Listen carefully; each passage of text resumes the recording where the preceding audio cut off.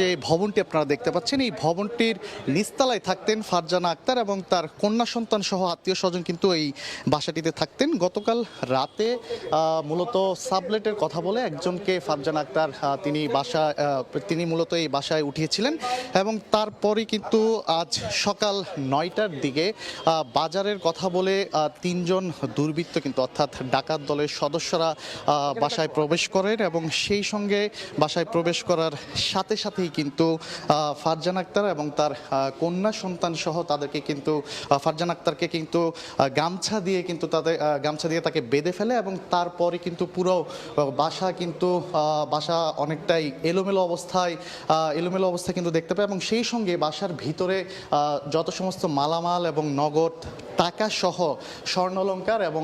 8 মাসের মেয়েকে কিন্তু নিয়ে যায়। মূলত যেমনটা বলছিলাম যে গতকাল রাতেই কিন্তু একজন সাবলেটকে তিনি উঠিয়েছিলেন, একজন মহিলাকে তিনি উঠিয়েছিলেন এবং সেই সঙ্গে আজ সকাল 9টার দিকে বাজারের কথা বলে কিন্তু তিনজন কিন্তু এখানে এই বাসাটিতে প্রবেশ করেন। আপনারা এখন যেমনটা আমাদের ক্যামেরার ফ্রেমে দেখতে পাচ্ছেন যে মূলত এই বাসার যে নিচতলার যে বাসাটি, সেই বাসা থেকেই মূলত তিনজন ডাকাত দলের সদস্যরা কিন্তু আজ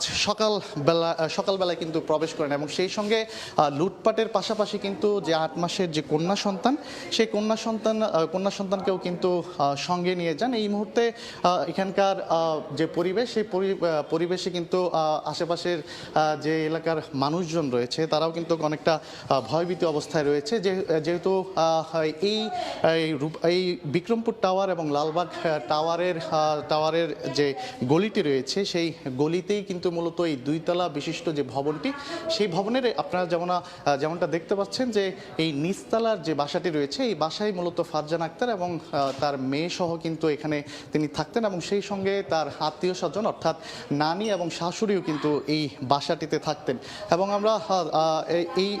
এই বাসাটিতে গতকাল রাতেই কিন্তু গতকাল রাতেই মূলত একজন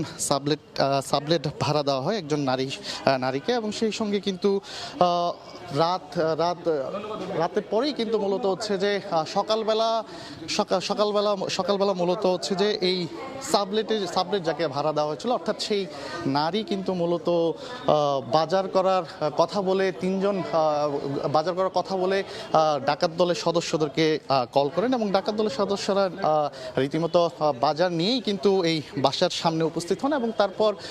তারপরে কিন্তু এই বাসায় প্রবেশ করে এবং সেই সঙ্গে কিন্তু